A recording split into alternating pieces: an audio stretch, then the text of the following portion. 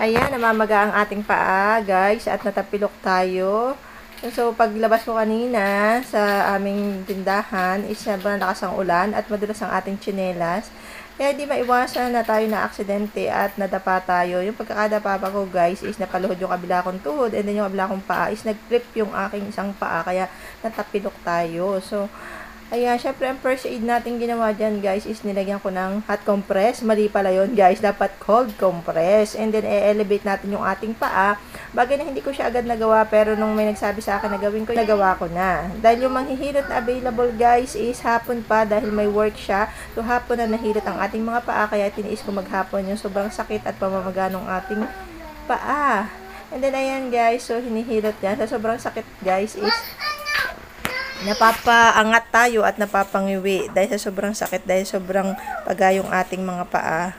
Dahil may naipit na ugat. So yan, kaya ingat-ingat tayo mga mami, lalo na ngayon maulan. At huwag magsuot ng mga tsinelas na walang spike, kasi doon ako nadali, guys. Yung tsinelas ko is napaka plain yung ilalim, kaya biglang nadulas tayo, and then sabay pa ng basa yung semento, so talagang may tendency talaga na madulas, kaya ingat-ingat din tayo.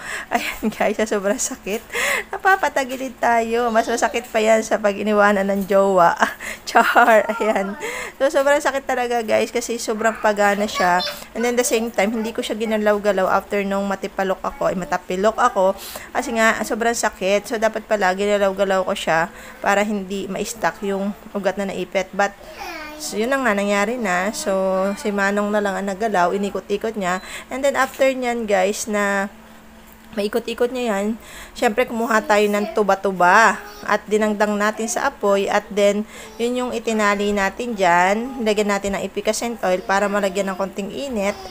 At nang sa ganun, guys, is medyo maibsan yung sakit na nararamdaman natin, guys. So, pagkasunod niyan, guys, is may tali na yung ating mga paa. Nilagyan ko ng tali ng panyo na may tuba-tuba sa ilalim. Siyempre, mas sinaunang paniniwala, but ginagawa ko dahil sa tingin ko, ayun yung makakabawas ng sakit na nararamdaman natin. Sanhin ng pagkatapilok. So, ganun ang gagawin nyo, mga guys. Kung may natapilok kayo na hindi naman siya ganun kagrabe, na hindi kailangan dalhin sa ospital at pwede namang daanin sa mga hilot-hilot at mga herbal-herbal. So, yan ang ginawa ni Super Mom. Ayan, guys. So, kung makikita ninyo, dinadamdam ko pa yung sakit na nararamdaman ko sa aking mga paa dahil yung ugat niyan talaga daw is naipit. Habang si Baby Caleb ay tulog na tulog at walang kamalay-malay sa nangyari, guys. So, ayan, punong-puno ng langis ang ating mga paa, guys. Langis ng El Shaddai yan, guys. Kung makikita nyo, pangit ng paa ko noon. Sobrang butchok. So, ang dami pang ugat. Ganyan talaga ang paa ng mga masisipag. Inamoy ko pa, guys, kasi sabi ko, mabango yung panghilot atin ni Kuya. Kasi, diba, kadalasan yung iba hindi. So, ayan, guys. So, hindi ko mapigilan talaga na hindi damdamin yung sakit na naramdaman ko after na mahilot ako. Ayan. So, pinapractice ko kasi, guys, na ikot-ikot yung paa ko.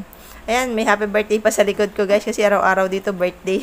So, birthday pa ni Baby Caleb yan, guys, hindi pa namin natanggal. So, magme-medyas muna din ako dyan. Tapos, nung naisip ko, nalagyan siya ng tuba-tuba na may tali, saka ko tinanggal yung aking medyas, and then tinapala natin ng tuba-tuba. So, gagawin nyo, guys, kung may tuba-tuba sa paligid nyo, so, ganun lang, idadagdag nyo sa apoy, lagyan nyo ng konting efficacent oil, itlagay nyo sa parte na namamaga, and then talian ninyo. And then, sabay ipahinga. Huwag masyado ipaglalakad kasi kapag pinaglalakad niyo mas lalong lalala yung pamamaga ng ating mga paa na natipalok. So, yan na yan, guys. Ayan. So, astig, diba?